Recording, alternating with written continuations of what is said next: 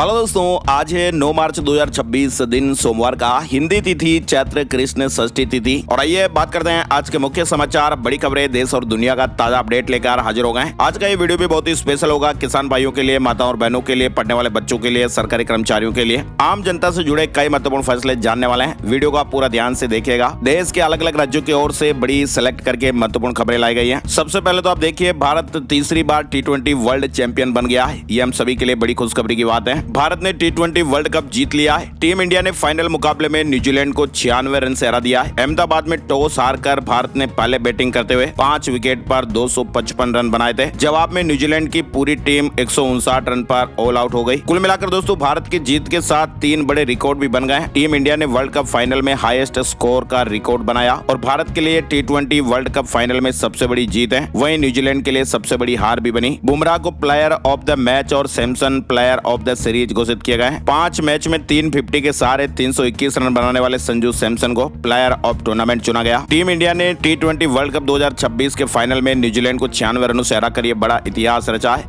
इस बात के लिए एक लाइक तो यहाँ पर दोस्तों जरूर बनता है। और 3 बड़े जो रिकॉर्ड बने ना, वो देखिए आप, भारत ने T20 वर्ल्ड कप जीतते ही 3 नए विश्व रिकॉर्ड बनाए हैं और ऐसा करने वाली दुनिया की पहली टीम बन गई है। यानी भारतीय टीम अब पहली ऐसी टीम बन गई है जिसने लगातार 2 बार T20 वर्ल्ड कप का खिताब अपने नाम किया है और पहली बार किसी टीम ने अपनी मेजबानी में T20 वर्ल्ड कप की ट्रॉफी हासिल की है और तीसरा रिकॉर्ड बना कि 3 T20 वर्ल्ड कप जीतने वाली पहली टीम बनी है। अब तक 3 टीमें ऐसी थी जिन्होंने 2-2 बार T20 वर्ल्ड कप का खिताब जीता था। इंग्लैंड और वेस्ट इंडीज ने 2 बार इस खिताब पर कब्जा किया था। अब भारत पहली टीम बन गई है जिसने 3 बार T20 वर्ल्ड कप का खिताब जीता है। चलिए अब खबरों का सिलसिला आगे बढ़ाएंगे, लेकिन इससे पहले कुछ अलर्ट और चौंका देने वाली खबरों से शुरुआत में आप देखिए, पंजाब से ये बड़ी खबर आ रही है जो बहुत ही दर्दनाक है। पंजाब तरन तारण से खबर आई है। मोमोज खाने के बाद भाई और बहन की जान चली गई। रात में अचानक उल्टियां होने लगी और सुबह वो उठे ही नहीं, धड़कन बंद हो चुकी थी। फिलहाल तरन तारण पुलिस ने रेडी वाले को हिरासत में ले लिया है। तरन तारण में संदिग्ध परिस्थितियों में सगे भाई बहन की जान जाने की बड़ी खबर आई है। रात में बच्चों की अचानक तबीयत बिगड़ी थी। सुबह माता पिता बच्चों को हॉस्पिटल भी ले गए, लेकिन डॉक्टरों ने दोनों को मृत घोषित कर दिया। परिजनों ने बताया कि बच्चों ने शनिवार रात को मोमोज और चाप खाई थी और इसके कुछ देर बाद उन्हें उल्टियां हुई। काफी देर परेशान होने के बाद बच्चे सो गए थे, लेकिन सुबह वो उठे ही नहीं। माता पिता के केवल ये दोनों ही बच्चे थे। फिलहाल माता पिता के बयान के बाद पुलिस ने रेडी पर मोमोज बेचने वाले को भी हिरासत में लेकर पूछताछ शुरू कर दी है।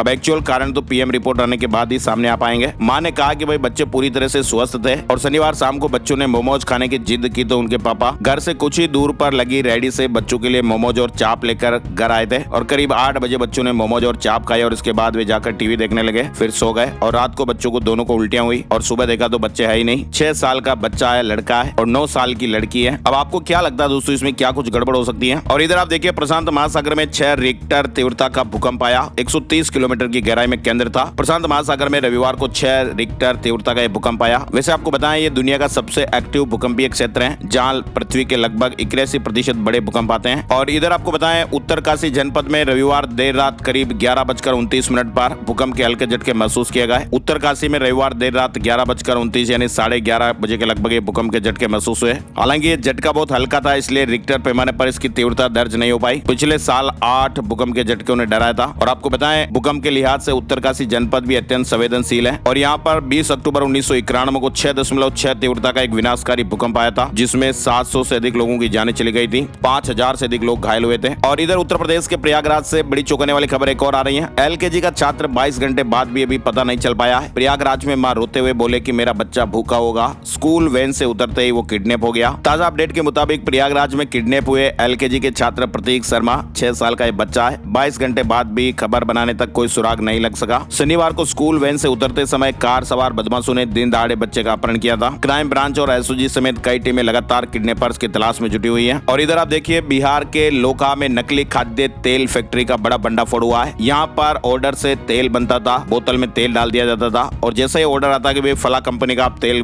के 100 पाउच भेज दो, 500 पाउच भेज दो, 1000 बोतल भेज दो, तो जिस कंपनी का तेल चाहिए उस कंपनी का उस पर रेपर लगा दिया जाता था। चीटे चपका के उस कंपनी का तेल बना के उसको भेज दिया जाता था। तो ऐसे में 1 के 2 करने वालों को भी गिरफ्तार किया गया। घर का स्वामी गिरफ्तार हो गया। चलिए अब खबरों का सिलसिला आगे बढ़ाते हैं, लेकिन इससे पहले आपको बताते हैं दुनिया में महायुद्ध महाविनाश को लेकर क्या कुछ अपडेट चल रहे हैं। युद्ध को लेकर तो दोस्तों ये साफ बात हो रही है कि भाई अभी ये युद्ध है वो अभी रुकने वाला नहीं है, आगे और बढ़ेगा। और रूस ने तो यहाँ तक कह दिया कि भाई अंतर्राष्ट्रीय कानून तो है है वो लगभग खत्म ही हो गया है। पश्चिम एशिया में संघर्ष पर रूस ने ये बड़ा अपडेट दिया, वैश्विक सुरक्षा को खतरे में बताया। पश्चिम एशिया में आपको बताइए ईरान और फिर इजराइल और अमेरिका के बीच जो ये संघर्ष है वो 90 दिन में प्रवेश कर चुका है। लेकिन इसी बीच चीन ने जो अपडेट दिया ना वो बहुत ही चौंका रहा है। रूस ने चिंता जताई और कहा कि अंतर्राष्ट्रीय कानून केवल कागजों में बचा है, असल में अब काम नहीं कर रहा है। ऐसे में संघर्ष को रोकने और इस पर गहन चर्चा के लिए रूस ने P5 देशों के शिखर सम्मेलन कराने की बात पर भी जोर दिया है। युद्ध संघर्ष अभी जारी है। और इधर आपको बताएं सऊदी अरब के अल खार्ज इलाके में एक रिहायशी परिसर पर एक मिसाइल गिरने से एक भारतीय और एक बांग्लादेशी नागरिक की जान चली गई। अल जजीरा की रिपोर्ट के मुताबिक हमले में 12 अन्य बांग्लादेशी भी घायल हुए हैं। तो सऊदी अरब पर मिसाइल हमले में भारतीय की जान गई, बांग्लादेशी की भी जान गई। वैसे भारत पहले ही एडवाइजरी जारी कर चुका था। फिलहाल जान माल का नुकसान हुआ है। और इधर ईरान में इजरायली हमलों के बाद काली बरसात हुई, बारिश हुई, तेल रिसाव से आग की नदी जैसे हालात बन गए। ईरान के खिलाफ अमेरिका और इजरायल हमले का रविवार को 90वां दिन था। जंग की वजह से ईरान के कई शहरों में भयंकर तबाही हुई है। 1700 से ज्यादा लोग मारे गए। लोग अपना घर छोड़कर सुरक्षित जगहों पर शरण लेने को मजबूर हो रहे हैं। वहीं दुनिया भर में इस जंग के खिलाफ और समर्थन में प्रदर्शन किए जा रहे हैं। ब्रिटेन में ईरान समर्थकों और अमेरिका समर्थकों ने शनिवार को एक दिन का मार्च भी निकाला। तो इस युद्ध की तबाही और डर के बीच आम नागरिकों की जिंदगी बड़ी प्रभावित हो रही है। लोग बाग डर में जी रहे हैं। और इधर आप देखिए अमेरिकी राष्ट्रपति डोनाल्ड ट्रंप ने संकेत दिए कि हालात बेहद नाजुक हुए तो फिर अमेरिकी सेना जमीन पर उतर सकती है। वहीं ईरान ने भी ये साफ कर दिया कि यदि अमेरिका ने ग्राउंड ऑपरेशन शुरू किया तो उसकी सेना को भारी कीमत चुकानी पड़ेगी। अमेरिका और ईरान के बीच जारी युद्ध के बीच अब जमीनी हमले की संभावना को लेकर भी चर्चाएं तेज हो गई हैं। ट्रंप ने कहा कि अब आगे अगर हालात बेहद गंभीर हुए तो अमेरिका की सेना जमीन पर उतर सकती है। ईरान ने सस्ते ड्रोन और मिसाइल से यूएस और इजराइल की महंगी सैन्य ताकत को बड़ी चुनौती दी है। और फिलहाल जल्दी युद्ध खत्म होने की उम्मीद टूट गई है। यानी दोस्तों अमेरिका इजराइल के खिलाफ ईरान का युद्ध अब लंबा और जटिल होता जा रहा है। ईरान सस्ते ड्रोन और मिसाइलों से हमला कर रहा है। अमेरिका और इजराइल की महंगी वायु रक्षा प्रणालियों पर भारी दबाव पड़ रहा है। और इधर आप देखिए राष्ट्रपति डोनाल्ड ट्रंप ने कहा कि अमेरिका को ईरान युद्ध जीतने के लिए ब्रिटेन की मदद की जरूरत नहीं है, भले ही वह पश्चिम एशिया में 2 विमान वाहक पोत भेजने पर विचार कर रहा हो। डोनाल्ड ट्रंप ने ईरान युद्ध में ब्रिटिश की मदद को नकार दिया है। और इधर आप देखिए मिडिल ईस्ट में युद्ध का साउथ एशिया पर भी असर दिखाई देने लगा है। पाकिस्तान और बांग्लादेश में आर्थिक मुश्किलें बढ़ गई हैं। ईंधन की कमी, महंगाई और आपूर्ति बाधित होने से समस्याएं आगे बढ़ रही हैं। इधर आप देखिए कच्चे तेल के दाम $90 पार कर चुके हैं और इनके $150 तक पहुंचने की आशंका है। भारत अपना आधा तेल खाड़ी देशों से खरीदता है, तो ऐसे में क्रूड ऑयल की आग देश में भारी महंगाई भी ला सकती है और ऐसे में भारतीय अर्थव्यवस्था पर भी असर देखने को मिल सकता है। हालांकि सरकार ने कहा कि हमारे देश में पेट्रोल डीजल की कमी नहीं होगी। भारत के पास 4000 करोड़ लीटर तेल है। सरकार ने कहा कि 8 हफ्तों के लिए काफी है। और सरकार ने उन मीडिया रिपोर्ट्स और दावों को भी खारिज किया जिसमें कहा गया था कि भारत के पास केवल 25 दिनों का रिजर्व बचा है। सरकार ने साफ किया कि भारत की ऊर्जा सुरक्षा अब किसी एक रूट या एक देश पर निर्भर नहीं है। देश में 4 तरह से कच्चा तेल स्टोर किया जाता है और 10 साल में 27 से बढ़कर 40 देशों तक पहुंच बढ़ गई है। भारत का केवल 40% कच्चा तेल हार्मुज रूट से आता है। और इधर आप देखिए अमेरिका को भारत ने खरी खरी सुना दी, कहा कि रूस से तेल खरीदने के लिए तुम्हारी परमिशन नहीं चाहिए। अमेरिका ने रूस से तेल खरीदने पर भारत को छूट देने का दाव चला और इस पर भारत ने 2 टूक जवाब दिया कि उसे तेल खरीदने के लिए किसी की इजाजत नहीं चाहिए और वह रूस से खरीद जारी रखेगा। अमेरिका की छूट की बात पर भारत ने करारा जवाब दिया है। और इधर आप देखिए संयुक्त राष्ट्र फेलोशिप प्रशिक्षण कार्यक्रम का समापन हुआ। 13 देशों के 18 अधिकारियों ने हिस्सा लिया। और इधर बाजार का भी महातांडव मचा हुआ है। 5 दिन में सेंसेक्स और निफ्टी क्रैश हुए। ईरान की जंग निवेशकों के 19 लाख करोड़ रुपए ले डूबी। भारतीय शेयर बाजारों में भी भारी नुकसान हो रहा है। 19 लाख करोड़ रुपए का नुकसान हो चुका है। और इधर सरकार ने निर्यातकों को राहत देने के लिए कदम उठाया। पोर्ट शुल्क में छूट दी जाएगी। सरकार ने निर्यात से जुड़े अनुपालनों की समय सीमा बढ़ाने का फैसला लिया है। बंदरगाहों पर शुल्क में छूट के लिए भी नए एसओपी जारी किए गए। और इधर ईरान इजरायल जंग में आप देखिए भारतीय एयरलाइनों ने 279 अंतर्राष्ट्रीय उड़ानें रद्द की। तनाव से हवाई क्षेत्र बंद होने के कारण उड़ान संचालन भी प्रभावित हो रहा है। और इसी बीच ये खबर आ रही कि 7 दिन में खाड़ी देशों से 52,000 भारतीय लौटे हैं। 32,107 को भारतीय एयरलाइंस लेकर आई है। बाकी लोग विदेशी कॉमर्शियल फ्लाइट और नॉन शेड्यूल फ्लाइट के जरिए वापस आए। ये हेल्पलाइन नंबर भी आप देख सकते हैं। विभिन्न देशों में स्थित भारतीय मिशनों ने 24x7 हेल्पलाइन भी शुरू की है। वैसे अकेले इजरायल में 41,000 इंडियन रहते हैं। और इधर आप देखिए दुबई घूमने गए दोस्त 3 दिन फ्लैट में कैद रहे। 4 गुना ज्यादा किराया देकर सीकर लौटे। कहा कि 500 मीटर दूर ड्रोन अटैक हुआ था। और इधर हरियाणा में बीजेपी नेता 10 दिन दुबई में फंसे रहे। कहा कि ईरान की मिसाइलें सामने गिरती देखी। दवाई खाने को तरस गए। 1.5 लाख में वापसी टिकट मिला। अब स्वदेश वापसी हुई तो बीजेपी के कई लीडर्स ने उनका स्वागत भी किया। हालांकि उन्होंने अपनी दुबई यात्रा के किस्से भी बताए। खबरों का सिलसिला सिलसिला फिलहाल और आगे बढ़ाते हैं। प्रधानमंत्री नरेंद्र मोदी ने दिल्ली मेट्रो की पिंक और मेजेंटा लाइन के नए एक्सटेंशन का उद्घाटन कर दिया है। साथ ही प्रधानमंत्री नरेंद्र मोदी ने टीएमसी पर राष्ट्रपति द्रौपदी मुर्मू के अपमान के लिए तीखा हमला बोला। उन्होंने कहा कि अंतर्राष्ट्रीय महिला दिवस पर बंगाल में राष्ट्रपति का अनादर नारी, आदिवासी और संवैधानिक परंपराओं का अपमान है। पीएम मोदी ने जोर दिया कि पश्चिम बंगाल की जनता, आदिवासी समाज और नारी शक्ति टीएमसी को इस कृत्य के लिए कभी माफ नहीं करेंगे, क्योंकि ये लोकतंत्र की अच्छी परंपरा का भी अपमान है। फिलहाल राष्ट्रपति दौरा विवाद को लेकर गृह सचिव ने बंगाल सरकार से रिपोर्ट मांगी है। और इधर आप देखिए, पश्चिम एशिया संकट पर संसद में जानकारी देगी सरकार। लोकसभा में विदेश मंत्री जयशंकर बयान देंगे। संसद का बजट सत्र का दूसरा चरण आज सोमवार से शुरू हो रहा है और इस दौरान लोकसभा में पश्चिम एशिया में बढ़ते संघर्ष और मौजूदा स्थितियों पर भी चर्चा होने की संभावनाएं हैं। लोकसभा स्पीकर ओम बिरला के खिलाफ विपक्ष का अविश्वास प्रस्ताव पर भी चर्चा होगी। विदेश मंत्री एस जयशंकर पश्चिम एशिया में जंग पर बयान देंगे और सत्र के दौरान कई महत्वपूर्ण विधेयक भी पारित होने की संभावना है। बीजेपी और कांग्रेस ने पहले ही व्हिप जारी किया हुआ है। और इधर आप देखिए, 20 साल बाद टेस्ट क्रिकेट में हारी भारतीय महिला टीम ऑस्ट्रेलिया ने 10 विकेट से हराया है। 28 मार्च से आईपीएल 2026 की शुरुआत होने जा रही है। इसकी घोषणा रविवार को अहमदाबाद के नरेंद्र मोदी स्टेडियम में होने वाले Bharat New Zealand T20 world cup final से पहले ब्रॉडकास्टर स्टार स्पोर्ट्स ने की। बिहार से बड़ी खबर में आप देखिए, बिहार के मुख्यमंत्री जी के बेटे निशांत कुमार 8 मार्च यानी रविवार को उन्होंने जेडीयू की सदस्यता ली। कार्यक्रम में मुख्यमंत्री नीतीश कुमार मौजूद नहीं रहे। पार्टी के कार्यकारी अध्यक्ष संजय झा ने निशांत को पार्टी की सदस्यता दिलाई। निशांत ने कहा कि मैं पार्टी के लिए मेहनत से काम करूंगा। इधर बड़ी खबर आ रही है, देखिए आप, शंकराचार्य स्वामी अभिमुक्तेश्वरानंद पर बटुकू से यौन उत्पीड़न की एफआईआर कराने वाले आशुतोष महाराज पर रविवार को चलती ट्रेन में जानलेवा हमला हुआ है। आशुतोष ब्रह्मचारी के मुताबिक वे किसी तरह अपनी जान बचाकर भागे। जीआरपी को फोन करके घटना की जानकारी दी। चलती ट्रेन में चाकू मारे गए, नाक काटने की कोशिश की गई, कहा कि खून का बदला लेंगे। इधर विदेशी निवेशकों ने 4 दिन में भारतीय मार्केट से 21,000 करोड़ रुपए निकाल लिए हैं।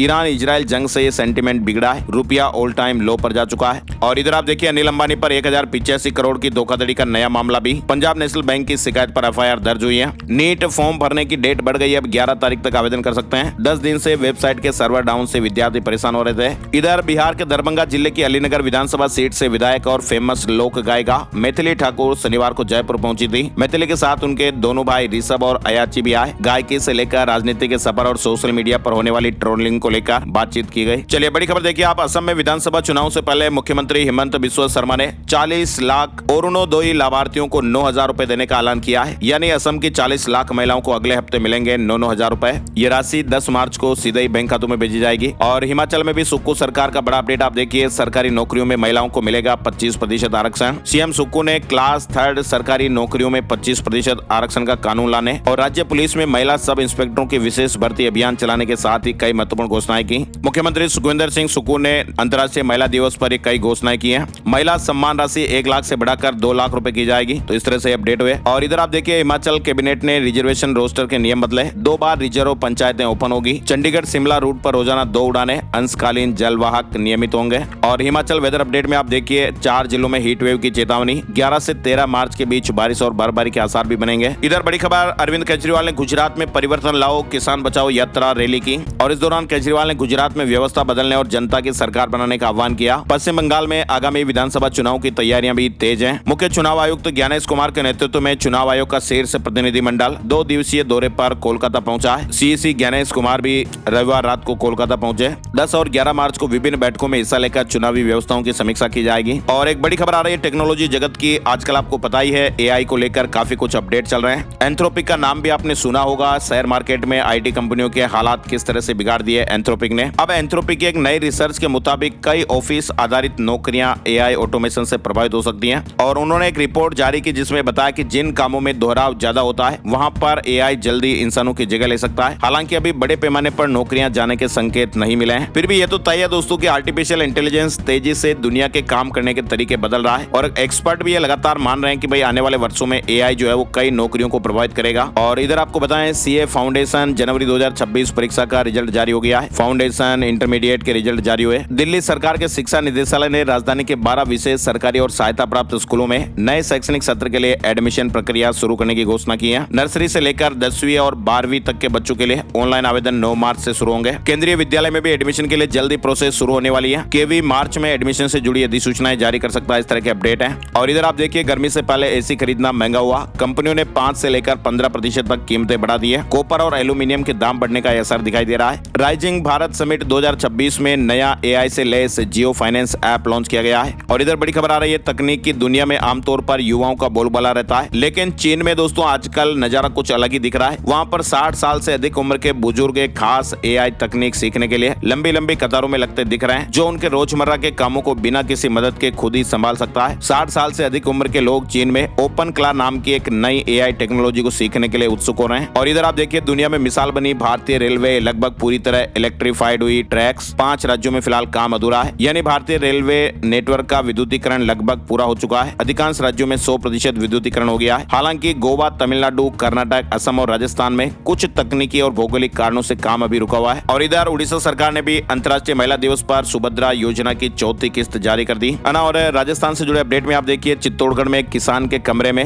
52 किलो अफीम पकड़ी गई है। मध्य प्रदेश से आई नीमच नारकोटिक्स टीम ने छापेमारी की। राजस्थान में देखिए आप हाईकोर्ट के आदेश से 87 कॉलोनियों पर बुलडोजर का खतरा मंडरा रहा है। हजारों लोग सड़कों पर उतर आए हैं। जयपुर के सांगानेर बगरू क्षेत्र की 87 कॉलोनियों पर संभावित कार्रवाई की आशंका के बीच रविवार को हजारों कॉलोनीवासी सड़कों पर उतर आए। लोगों ने शांति मार्च निकालकर सरकार के खिलाफ विरोध जताया और कॉलोनियों को राहत देने की मांग की। दरअसल वहां पर अभी हाल ही में राजस्थान हाईकोर्ट ने राजस्थान हाउसिंग बोर्ड को 3 सप्ताह के भीतर संबंधित जमीन खाली करवाने और रिपोर्ट पेश करने के निर्देश दिए थे। इन कॉलोनियों में भी लोग 30 से 40 सालों से रह रहे हैं और सरकार ने यहाँ पर बिजली, पानी, सड़क, टेलीफोन, रोड लाइट वगैरह मूलभूत सुविधाएं भी उपलब्ध करवाई गई है। लोगों ने अपनी जीवन भर की कमाई लगाकर यहाँ मकान बनाए हैं। लोगों ने कहा कि अगर सरकार ने उनकी बात नहीं सुनी तो बड़े स्तर पर जन आंदोलन होगा। इधर राजस्थान के फलोदी जिले के खीचन गांव में 150 साल पुरानी हवेली से 5 करोड़ के सोने चांदी के गहने और बर्तन चोरी के मामले का पुलिस ने 48 घंटे में खुलासा कर दिया है। 2 लोगों को गिरफ्तार किया गया। और इधर एक भाई साहब है जिन्होंने चेक को लेकर दादागिरी दिखाई। सीकर की NI एक्ट कोर्ट ने चेक बाउंस के एक मामले में अभियुक्त को 2 साल की सजा सुनाई है। कोर्ट ने आदेश दिया कि उधार लिए हुए 20 लाख रुपए नहीं चुकाने पर अब आरोपी को 25 लाख रुपए से ज्यादा की राशि चुकानी पड़ेगी, 40,000 का जुर्माना भी, और निर्धारित राशि का भुगतान नहीं करने पर जेल की सजा भी भुगतनी पड़ेगी। राजस्थान में भी झुलसाने वाली तेज गर्मी देखी जा रही है। कई इलाकों में तापमान 40 डिग्री के पास आ चुका है। बाड़मेर, जैसलमेर में गर्म हवाएं चलने लगी हैं। 10 और 11 मार्च से राजस्थान के कई इलाकों में हीट वेव की संभावना भी बनेगी। और इधर आप देखिए राजस्थान प्रदेश में आगामी पंचायत चुनाव को लेकर संकट खड़ा हो गया है। ओबीसी प्रतिनिधित्व आयोग की रिपोर्ट इस महीने के भीतर तैयार नहीं हो सकेगी और इसमें समय लगेगा।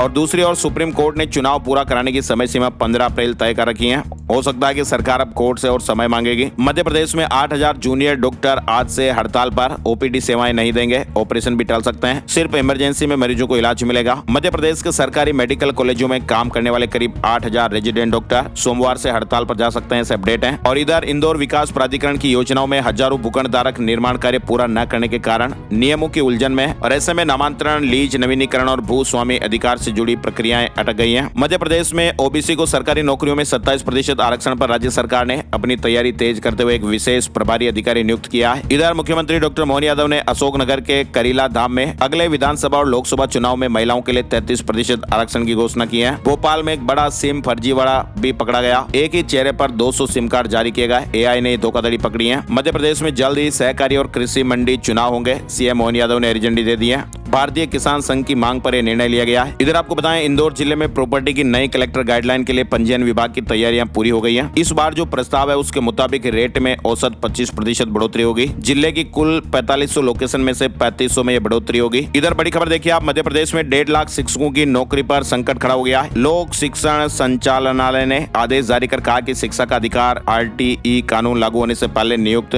शिक्षकों को अब TET पास करनी जरूरी होगी। और जिन शिक्षकों की सेवानिवृत्ति में 5 साल से ज्यादा समय बचा है उन्हें अनिवार्य रूप से परीक्षा देनी पड़ेगी। यूपी से अपडेट में आप देखिए अंतर्राष्ट्रीय महिला दिवस पर CM योगी आदित्यनाथ ने उत्तर प्रदेश की नारी शक्ति को सशक्त समाज निर्माण का आधार बताया। CM योगी आदित्यनाथ ने कहा कि आज उत्तर प्रदेश में बेटियां सुरक्षित हैं, उनके सपनों को उड़ान दे रहे हैं। और CM योगी आदित्यनाथ ने बड़ी सौगातें भी दी। आंगनबाड़ी कार्यकर्ताओं को साड़ी, यूनिफॉर्म मिलेगी। बीमा, आयुष्मान कार्ड का भी लाभ दिया जाएगा। लड़कियों को जल्दी फ्री में स्कूटी भी मिलेगी। और इधर आपको पता ही होगा उत्तर प्रदेश अधीनस्थ सेवा चयन आयोग ने लेखपाल भर्ती की मुख्य परीक्षा तिथि घोषित कर दी है। मुख्य परीक्षा मई में एक ही दिन और एक ही पारी में आयोजित की जाएगी। लेखपाल मुख्य परीक्षा 21 मई 2026 को एकल पाली में आयोजित की जाएगी। लखनऊ IT सिटी योजना से जुड़ा अपडेट आप देखिए। किसानों को आज मिलेंगे भूखंड, LDA आवंटन करेगा। सोमवार को भूखंडों का आवंटन होगा। लखनऊ विकास प्राधिकरण 336 किसानों को लॉटरी के माध्यम से 870 भूखंड आवंटित करेगा। इधर उत्तर प्रदेश में हाई स्कूल, इंटर की फर्जी मार्कशीट सप्लाई करने वाला गिरफ्तार हो गया। उत्तर प्रदेश राज्य मुक्त विद्यालय परिषद नाम से कई वेबसाइट भी चला रहे हैं। और इधर आप देखिए बिहार में अंतर्राष्ट्रीय महिला दिवस पर बिहार में 18 पिंक पिंक बसों को हरी झंडी दी गई। शक्ति पोर्टल भी लॉन्च हुआ। और इधर सीएम नीतीश कुमार की समृद्धि यात्रा का तीसरा फेज 10 मार्च से शुरू होने वाला है। 13 मार्च को सहरसा दौरा भी रहेगा। झारखंड में 3 दिन बारिश के आसार रहेंगे। येलो अलर्ट जारी हुआ है। रांची समेत मध्य और उत्तर पूर्वी जिलों में 9 से 11 मार्च के बीच मौसम एक्टिव हो सकता है। पंजाब बजट भी पेश हो गया है। महिलाओं को 1000 रुपए मिलने की घोषणा हो गई है। 18 साल से बड़ी हर महिला को 1000 रुपए मिलेंगे, जबकि एससी वर्ग की महिलाओं को 1500 रुपए हर महीने दिए जाएंगे। और इसमें पंजाब की 97% महिलाएं कवर होगी।